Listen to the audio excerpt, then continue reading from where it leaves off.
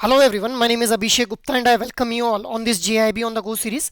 सो दोस्तों, JIB on the go series के through हम लोग आरबीडब्ल्यूएम कंपोनेंट के मोस्ट इंपॉर्टेंट टॉपिक्स को बहुत ही एक शॉर्ट ड्यूरेशन ऑफ टाइम में कवर अप करने की कोशिश कर रहे हैं। तो देखिए, यहाँ पे ये जो JIB on the go series है, इसके अंदर जो भी सेशन हम लोग कंडक्ट कर रहे हैं, वहाँ पे पहले हम लोग कंसर्न्ड इंपॉर्टेंट टॉपिक को डिस्कस कर रहे हैं। उसके बाद उस टॉपिक का जो रेलेवेंट एमसीक्यू है उसको भी हम लोग जो है वो इसी सेशन के थ्रू डिस्कस करने की कोशिश कर रहे हैं guys. So you can utilise this series in your commute time as well as your lunch breaks guys. ठीक है, तो आज की सेशन में हम लोग बात करेंगे ब्रांच की ऑपरेटिंग एफिशिएंसी के बारे में। So before moving ahead, I just want to let you know guys कि भाई previous year questions, most important topics और मोस्ट इंपॉर्टेंट एमसीक्यूज, ये तीनों ही फैक्टर्स बहुत ही प्रोमिनेंट रोल प्ले करते हैं किसी भी एग्जाम की प्रिपरेशन के अंदर।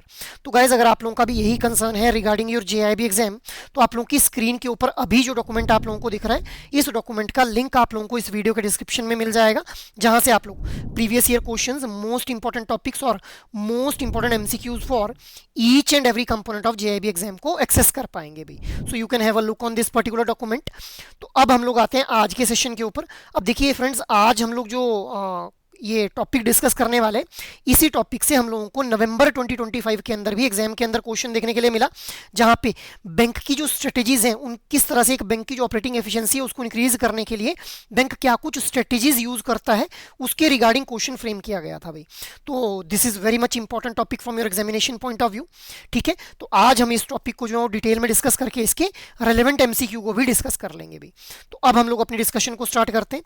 तो देखिए गाइस, ब्रांच ऑपरेटिंग एफिशिएंसी को समझने से पहले हम लोग ये समझते हैं कि एक ब्रांच के लिए एफिशिएंसी मैटर क्यों कर रही है भाई। तो इसमें सबसे पहला जो फैक्टर रहेगा that will be industrial transformation. अब देखिए, क्योंकि हम लोगों को देखने के लिए मिल रहा है कि भाई कस्टमर्स की जो टेस्ट और प्रेफरेंस है वो चेंज हो रहा है। अब पहले जो कस्टमर्स थे वो बैंक की ब्रांच के ऊपर प्रोडक्ट और सर्विसेज अवेल करना चाहते थे, अब कस्टमर्स जो डिजिटल मॉडल की तरफ मूव कर रहे हैं। इसके अलावा हम लोगों को नए तरह का कंपटीशन भी जो है वो बैंकिंग सेक्टर के अंदर देखने के लिए मिल रहा है। अलॉन्ग विद दिस, जो टेक्नोलॉजिकल एडवांसमेंट हो रही है, उस वजह से जो हमारा बैंकिंग का एक बेसिक मॉडल था वो भी हम लोगों को शिफ्ट होता हुआ देखने के लिए मिल रहा है टुवर्ड्स द डिजिटल मॉडल। सो अगर एक बैंक को इस इंडस्ट्रियल ट्रांसफॉर्मेशन के साथ में जो है वो अपने आप को कंपेटेबल बनाना है, तो definitely bank need to be efficient guys. Second factor is financial challenge.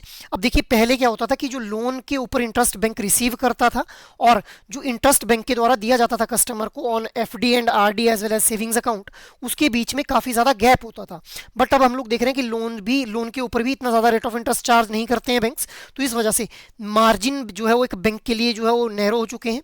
साथ ही साथ में कस्टमर्स के एंड से भी देखने के लिए मिल रहा है कि वो कम डिपॉजिट करना चाह रहे हैं। अब मैक्सिमम कस्टमर्स जो है इन्वेस्टमेंट जो है वो बैंक के थ्रू करना चाहते हैं अभी। इसके अलावा पोटेंशियल इकोनॉमिक डाउनटर्न जैसी सिचुएशन को हैंडल करने के लिए bank need to be efficient guys. Potential economic downturn का मतलब क्या है कि जैसे 2019 के अंदर हम लोगों ने कोविड-19 की सिचुएशन देखी थी, जहां पे बैंक्स क्या मैं कहूंगा कि ओवरऑल जो हमारी इकोनॉमी थी वो लगभग हॉल्ट कर चुकी थी। तो ऐसी सिचुएशन को टैकल करने के लिए banks need to be efficient. After that, अब आज की डेट में हम लोग क्या देख रहे हैं कि भाई मोस्टली जो स्ट्रेटेजिक एफिशिएंसी है उसके ऊपर बैंक्स के द्वारा फोकस किया जा रहा है।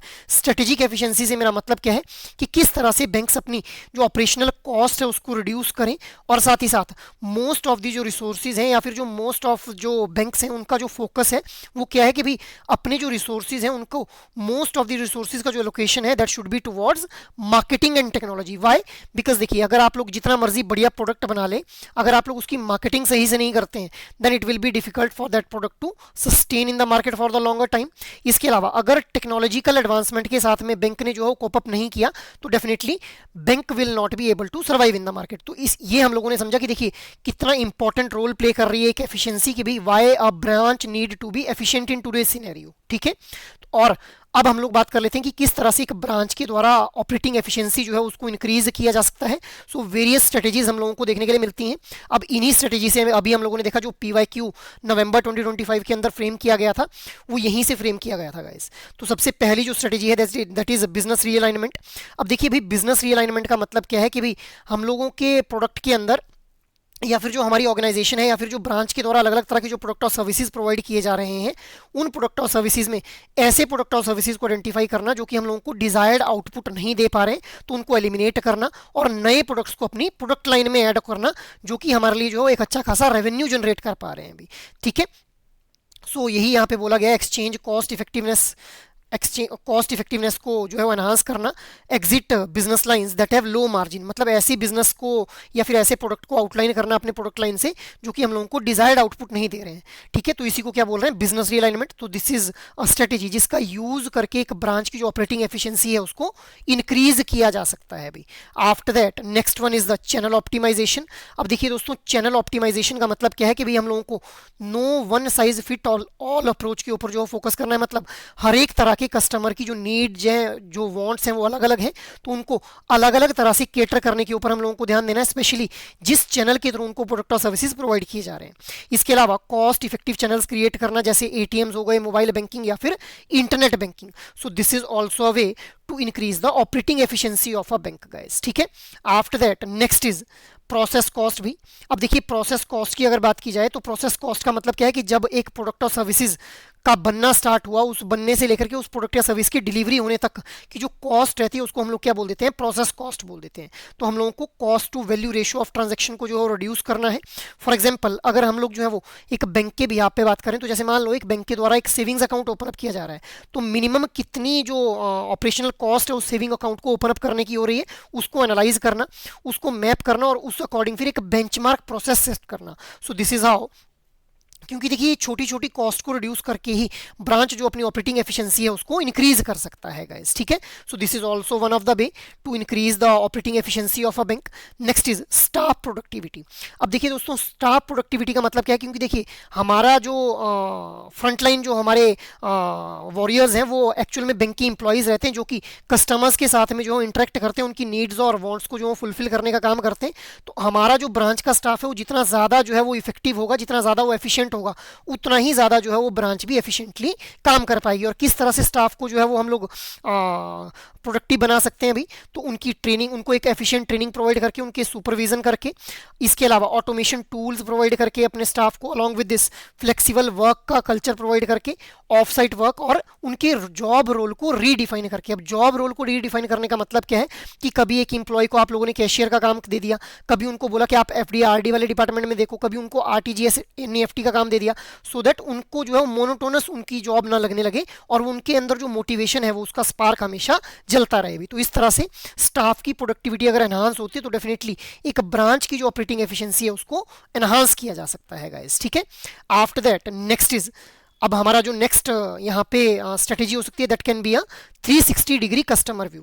तो देखिए हम लोगों को जब भी कस्टमर को प्रोडक्ट और सर्विसेज प्रोवाइड करने, तो we should have a 360 degree view, मतलब उसके पर्सनल इन्फॉर्मेशन, प्रोफेशनल इन्फॉर्मेशन और फाइनेंशियल इन्फॉर्मेशन, ये हर तरह की इन्फॉर्मेशन हमारे पास होनी चाहिए कस्टमर के रिगार्डिंग, सो दैट हम लोग जो है वो कस्टमर की जो नीड और प्रेफरेंसेस है उनको बेटर वे में अंडरस्टैंड कर पाएं। क्योंकि जितने बेटर वे में उनकी नीड को अंडरस्टैंड करेंगे, उतना ही बेटर वे में हम लोग जो है उनको प्रोडक्ट और सर्विसेज प्रोवाइड करवा पाएंगे। और अगर कस्टमर को हम लोग सही चैनल के थ्रू सही प्रोडक्ट और सर्विस दे पाएं, तो definitely customer will be satisfied and we will be having more efficiency in comparison to other branches या फिर अदर बैंक्स गाइस। ठीक है, so this is also one of the way to increase the operating efficiency of a branch. Next is customer segmentation. अब देखिए भाई, customers को segments के अंदर डिवाइड कर दिया जाता है, छोटे छोटे ग्रुप्स के अंदर डिवाइड कर दिया जाता है on the basis of tenure, के भी कितने टाइम से कस्टमर हमारे साथ जुड़ा हुआ है, कितने अकाउंट जो है कस्टमर के मेंटेन्ड है, कितना उनके अंदर जो है बैलेंस हम लोगों को देखने के लिए मिल रहा है, अलॉन्ग विद दिस कितना फ्रीक्वेंटली जो है कस्टमर इंटरेक्ट कर रहा है एक बैंक के साथ में और किस चैनल के थ्रू इंटरेक्ट कर रहा है। So these are the various parameters जिनके बेसिस के ऊपर हम लोग जो है वो कस्टमर्स को सेगमेंट्स के अंदर डिवाइड कर सकते हैं अभी। ठीक है, सो कस्टमर्स को सेगमेंट्स में डिवाइड कर लेंगे तो एक पर्टिकुलर सेगमेंट ऑफ कस्टमर के लिए हम लोग जो है वो एक राइट काइंड ऑफ प्रोडक्ट को फिर डेवलप कर पाएंगे गाइस। ठीक है, so this is how branch of operating efficiency can also be increased. Next is, अब जो हमारे पास नेक्स्ट टेक्निक यहाँ पे आती है, that is real time cross selling. Real time cross selling को हम लोग मूवमेंट ऑफ ट्रूथ भी बोल देते हैं अभी। अब इसका मतलब क्या है कि जैसे मान लो आप लोगों के पास बैंक के अंदर कोई कस्टमर आता है, वो बोलता है भी मुझे एक जॉइंट एफडी ओपन अप करवानी है मेरे और मेरे वाइफ के नाम के ऊपर। तो आप लोगों को बात करने से समझ आया कि उनकी अभी अभी नई नई मैरिज हुई है। सो you can also ask him out कि सर आप कहीं आपकी क्योंकि नई नई मैरिज हुई है, जैसा आपकी बातों से पता लग रहा है, तो आप नए घर में शिफ्ट होने के लिए तो नहीं सोच रहे, तो हमारे बैंक के द्वारा एक बेटर होम लोन ऑप्शन जो है प्रोवाइड की जा रही है to our existing customers. So this we call the real time cross selling guys. Cross selling का मतलब क्या है कि कस्टमर की प्रेजेंट नीड को समझते हुए उसकी फ्यूचर नीड को भी एड्रेस कर लेना भाई। सो दिस इज हाउ ब्रांच की जो ऑपरेटिंग एफिशिएंसी वो इंक्रीज होगी, क्योंकि अल्टीमेटली जितने ज़्यादा प्रोडक्ट और सर्विसेज सेल आउट होंगे डेफिनेटली एक ब्रांच जो है उतना बेटर वे के अंदर परफॉर्म कर रही होगी भाई। Next is innovative reward design. अब देखिए हम लोग जानते हैं कि बैंक्स के द्वारा जो रिवॉर्ड पॉइंट्स हैं वो ऑफर किए जाते हैं, बट अगर बैंक्स के द्वारा जो अपने प्रॉफिटेबल कस्टमर्स हैं उनको ये रिवॉर्ड पॉइंट कुछ इस तरह से ऑफर किए जाएं कि भाई वो इन पॉइंट्स को ट्रांसफर भी कर पाएं, इनके थ्रू वो बिल्स की पेमेंट भी कर पाएं, जो रिवॉर्ड पॉइंट्स हैं उनके थ्रू वो अपने ऑनलाइन बिल्स को भी पे कर पाएं और अपने इन रिवॉर्ड पॉइंट को ईजिली रिडीम कर पाएं। तो इससे क्या होगा कि कस्टमर डेफिनेटली जो है उनको एक वैल्यू फील होगी और which will add to the operating efficiency of a branch, क्योंकि अगर वो कस्टमर को वैल्यूएबल फील हो रहा है तो definitely he will be satisfied. और अल्टीमेट एम क्या है, एक ब्रांच एफिशिएंटली कब ऑपरेट करेगी, जब वो कस्टमर को सेटिस्फाई कर लेगी गाइस, ठीक है। So this is also a way to increase the operating efficiency of a bank भी, ठीक है। नेक्स्ट हम लोग बात कर लेते हैं नेक्स्ट स्ट्रेटेजी के बारे में गाइस। अब जो नेक्स्ट स्ट्रेटेजी है दैट इज बिग डेटा। अब देखिए आज की डेट में हम लोग देख रहे हैं कि भी डेटा एक बहुत ही प्रोमिनेंट रोल प्ले कर रहा है किसी भी पर्टिकुलर बैंक की प्रोडक्टिविटी को एनहांस करने में, बिकॉज डेटा की हेल्प से ही हम लोग जो कस्टमर्स की नीड वगैरह को असेस कर पाते हैं, उसके अकॉर्डिंग उसको प्रोडक्ट और सर्विसेज डिलीवर कर पाते हैं। बट यहाँ पे हम लोगों को ये देखने के लिए मिल रहा है कि देखिए अगर हम लोग डिसरप्टिव टेक्नोलॉजी का यूज़ करें, मतलब अगर हम लोग देखिए टेक्नोलॉजी के हम लोगों को प्रोज भी देखने के लिए मिल रहे हैं, कॉन्स भी देखने के लिए मिल रहे हैं, बट अगर हम लोग जो है एक टेक्नोलॉजी का सही तरह से यूज़ करें तो हम लोग टेक्नोलॉजी का यूज़ करके कस्टमर की नीड को बेटर वे में जो है वो आइडेंटिफाई कर पाएंगे, उनको एंटीसिपेट कर पाएंगे, कस्टमर्स को फ्रॉड से लड़ने में भी हेल्प कर पाएगी, बिकॉज डेटा का यूज़ करके हम लोग जो है बेटर वे में एनालिसिस कर पाएंगे by using advance AI algorithms.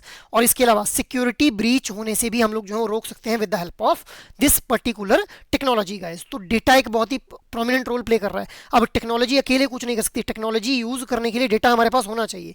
So big data मतलब हमारे पास जितना ज़्यादा डेटा होगा उतनी ज़्यादा हम लोग जो है वो बेटर वे में जो है वो अपने ब्रांच की एफिशिएंसी को इंक्रीज कर पाएंगे guys. Next is multi channel experience. अब देखिए अलग अलग तरह के चैनल्स जो हैं वो अलग अलग तरह के कस्टमर्स प्रेफर करते हैं। अब जो हमारे young and tech savvy customers हैं वो ये प्रेफर करते हैं कि भी उनको जो है रिमोट चैनल्स के थ्रू प्रोडक्ट और सर्विसेज प्रोवाइड करवाए जाएं, ठीक है। So customer satisfaction across branches, online mortgage and investment adviser. तो मतलब अलग अलग तरह के चैनल्स के थ्रू कस्टमर्स को अलग अलग तरह की एडवाइस, अलग अलग तरह के प्रोडक्ट और सर्विसेज अगर हम लोग प्रोवाइड करवाते हैं तो डेफिनेटली कस्टमर जो है वो हैप्पी फील करेंगे, सेटिस्फाइड फील करेंगे, which will ultimately leads to the increase in operating efficiency of a branch भी, ठीक है। आफ्टर दैट नेक्स्ट जो हमारी स्ट्रेटेजी है that is innovative bank branch design. अब देखिए आज की डेट में आप लोगों को एक बहुत ही हिप मॉडर्न और फन वाइब जो है वो बैंक्स के अंदर देखने के लिए मिलती है। पहले की तरह नहीं है कि बैंक्स में जा रहे हैं तो लंबी लंबी लाइन लगी हुई है, पता ही नहीं लग रहा है जाना कहाँ पे है, ठीक है। सो आज की डेट में हम लोगों को जो एक मॉडर्न ब्रांचेस का जो डिज़ाइन है वो काफ़ी मॉडर्न देखने के लिए मिल रहा है। वहीं पे ब्रांचेस के अंदर कॉफ़ी बार्स या फिर इंटरेक्टिव स्पेसिस रहते हैं, सो दैट कस्टमर्स को क्यू वगैरह के अंदर खड़ा ना होना पड़े और उनको बहुत ही ईजिली जो है प्रोडक्ट और सर्विसेज जो है वो अवेल करवाए जा सके। So it is also contributing factor with respect to the increasing operating efficiency of a bank भी। नेक्स्ट इज एक ऐसा कल्चर क्रिएट कर दिया जाए अगर ब्रांच के अंदर जहां दैट वैल्यूज द एफिशिएंसी, मतलब एक ऐसा कल्चर, मतलब सिर्फ देखिए एफिशिएंसी अगर हम लोगों को ब्रांच की इंक्रीज करनी है तो सिर्फ हम लोगों को जो ये सब्जेक्टिव पैरामीटर्स हैं इनके ऊपर डिपेंड रह के जो है वो एफिशिएंसी को इंक्रीज नहीं किया जाता है। हम लोगों को ऐसा कल्चर ही क्रिएट कर देना है, मतलब जो एक ऑर्गेनाइजेशन एक ब्रांच की जो कोर वैल्यूज़ हैं जैसे ऑनेस्टी, सेफ्टी, ठीक है, डिसिप्लिन, इस तरह पंक्चुअलिटी, हम लोगों को कुछ ऐसे कल्चर को इंट्रोड्यूस करना है, इनकलकेट करना है ब्रांच के अंदर जो कि अल्टीमेटली एफिशिएंसी को वैल्यू करती हो। So we need to implement accountability and efficiency within the corporate culture. जो हमारा जो जिस कल्चर के अंदर हम लोग जो ऑपरेट कर रहे हैं, जिस कल्चर के अंदर इंप्लॉइज काम कर रहे हैं, वहाँ पे एक ऐसा एनवायरनमेंट क्रिएट करना जो कि एफिशिएंसी को वैल्यू करता हो, क्योंकि इनहेरेंटली अगर एफिशिएंसी को वैल्यू किया जा रहा है तो उसको अचीव करना जो है वो थोड़ा इजी हो जाएगा भाई। तो ये हम लोगों ने अलग अलग तरह की स्ट्रेटेजीज के बारे में बात की जिनकी हेल्प से एक ब्रांच की जो ऑपरेटिंग एफिशिएंसी है उसको इंक्रीज किया जा सकता है भाई, ठीक है। After that, now there is a case study for you guys. So a mid-sized bank is reviewing its branch operating efficiency strategy. The head of retail banking proposes a new initiative focusing on real-time cross-selling by identifying the specific moment of truth in a customer, that is marriage, home purchase or new job. The strategy includes an innovative reward program that allows profitable customer to easily redeem points for the premium benefits. The aim is to deepen relationships and increase product penetration at the critical touch points भाई। सो ये आप लोगों के सामने एक case study given है mid size bank की भाई। Now, what is the core banking concept? This initiative primarily exemplifies transactional banking को एग्जेम्पलीफाई किया जा रहा है, कंप्लायंस मैनेजमेंट को, रिलेशनशिप बैंकिंग को, या फिर क्रेडिट रिस्क असेसमेंट को भी. So what should be the right answer है? The right answer will be option number C, that is relationship banking. क्योंकि हम लोगों को समझ आ रहा है कि एक बैंक के द्वारा जो है वो रिलेशन, एक गुड फेथ के अंदर जो रिलेशनशिप बनाने की कोशिश जो है एक बैंक के द्वारा की जा रही है, जो कि हम लोगों ने यहाँ पे मिड साइज बैंक के रिगार्डिंग ये केस स्टडी देखी यहाँ पे. क्योंकि रियल टाइम क्रॉस सेलिंग की जा रही है, मतलब हम लोग जो है वो कस्टमर की प्रेजेंट नीड को समझते हैं, उसकी फ्यूचर नीड को भी जो है वो आइडेंटिफाई करने की कोशिश कर रहे हैं. So we are actually trying to make a good relation with the customer भाई. तो इसीलिए it is an example of relationship banking guys. तो इस तरह से भी क्वेश्चन फ्रेम किए जा सकते हैं. Next is, as a part of strategic review a bank's management is discussing ways to enhance the operational efficiencies. The following points are drawn from the presentation title, strategies for improving bank efficiency. Business realignment can involve preparing the bank for an initial public offering and managing scenarios like market uncertainty or business failure. Exiting business lines that have low margin is a recommended strategy to enhance the cost effectiveness. A uniform strategy should be applied across all branches and business state segments because it ensures consistency and reduces complexity. Channel optimization includes creating cost effective channels such as ATMs, mobile banking and internet banking. So which of the above statement is or are correct as per the provided strategy framework? तो ये जो strategical framework हम लोगों को यहाँ पे देखने के लिए मिला, जो कि हम लोगों ने अभी डिस्कस किया अपने इस ब्रांच की ऑपरेटिंग एफिशिएंसी के अंदर, उनमें से कौन सा जो है वो उसके अकॉर्डिंग कौन सी स्टेटमेंट हम लोग को सही देखने के लिए मिल रही है. So your options are 1 and 2 only, 1 2 and 4 only, 3 and 4 only, 1 2 3 and 4 भी. So what should be the right answer है? The right answer will be option number B guys, that is 1 2 and 4 only. तो देखिए third statement गलत क्यों हो जा रही है? Uniform strategy should be applied across all branches and business segments because it ensures consistency and reduces the complexity. भाई हम लोग जो है वो यूनिफॉर्म स्ट्रेटेजी को अप्लाई नहीं करते हैं, क्योंकि हर एक ब्रांच का पोर्टफोलियो अलग है, हर एक ब्रांच के टारगेट्स अलग हैं और हर एक ब्रांच के टारगेटेड कस्टमर्स अलग हैं. सो हम लोग जो है वो एक यूनिफॉर्म स्ट्रेटेजी अप्लाई नहीं कर सकते हैं, क्योंकि अगर हम लोग यूनिफॉर्म स्ट्रेटेजी अप्लाई कर देंगे तो हम लोग फिर ब्रांच की जो साइज़ है, ब्रांच के जो क्योंकि जैसे मान लो कोई रिटेल ब्रांच है, वहाँ पे रिटेल कस्टमर्स को कैटर किया जा रहा है, कॉर्पोरेट अकाउंट के अंदर, कॉर्पोरेट ब्रांच के अंदर कॉर्पोरेट कस्टमर्स को कैटर किया जा रहा है. सो यूनिफॉर्म स्ट्रेटेजी अप्लाई नहीं की जा सकती है. तो इसलिए third statement is the incorrect one, rest are the correct one here भाई. तो option B will be the right one guys. Next is, in the context of improving branch operating efficiency the strategy of creating a 360-degree customer view and performing sophisticated segmentation based on factors like tenure, balance and interaction. Frequency is primarily aimed at setting the same products to all customers, grouping customers only by their age and income, understanding customers in detail to offer tailored services and products, reducing the number of services offered at the branch. So what should be the right answer here? The right answer will be understanding the customers in detail to offer the tailored services and products guys. तो हम लोग जो 360 degree view और जो customers की segmentation है उसकी help से कस्टमर्स की नीड को एक बेटर वे में समझ पाएं और उनको उनकी नीड के अकॉर्डिंग प्रोडक्ट और सर्विसेज प्रोवाइड करवा पाएं. इसीलिए हम लोग जो 360 डिग्री व्यू या फिर कस्टमर सेगमेंटेशन का यूज करते हैं for increasing the branch operating efficiency guys. ठीक है, तो that is all for today's discussion guys. Apart from this, अगर आप लोग किसी भी तरह की गाइडेंस चाहते हैं रिगार्डिंग योर JIB एग्जाम, तो आप लोग जो है एडुटेप की वेबसाइट को विजिट कर सकते हैं, जहां जाते ही आप लोगों को JIB कोर्सेज के ऊपर क्लिक कर लेना है.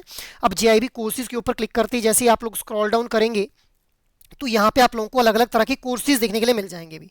तो सबसे पहले अगर हम लोग JIB के कंप्लीट मास्टर कोर्स की बात करें तो इसके थ्रू आप लोगों को एक कॉम्प्रिहेंसिव प्रिपरेशन करवाई जा रही है, जहाँ पे आप लोगों को चारों जो कंपोनेंट्स हैं उनके concept classes, live classes, solved PYQs, chapter wise mock test और full length mock test provide किए जा रहे हैं. So it is a comprehensive package for clearing your JIB exam. So you can refer to this particular JIB complete master course. But अगर आप लोग चाह रहे हैं कि इंडिविजुअल कंपोनेंट के मास्टर कोर्स में खुद को एनरोल करना है, जस्ट स्क्रॉल इट डाउन, यहीं पे IND-IFS, PPB, AFM और RBWM चारों कंपोनेंट्स के लिए इंडिविजुअल मास्टर कोर्स भी आप लोगों को देखने के लिए मिल जाएंगे. तो आप लोग इंडिविजुअल कंपोनेंट को भी जो है वो कॉम्प्रिहेंसिवली प्रिपेयर कर पाएंगे. बट अगर आप लोगों के पास टाइम की शॉर्टेज है and you want to just prepare the most important topics, तो आप लोग लाइव क्रैश कोर्स में खुद को एनरोल कर सकते हैं, जहां पे आप लोगों को live classes, concept notes, solved PYQs, chapter wise mock test और full length mock test provide किए जाएंगे।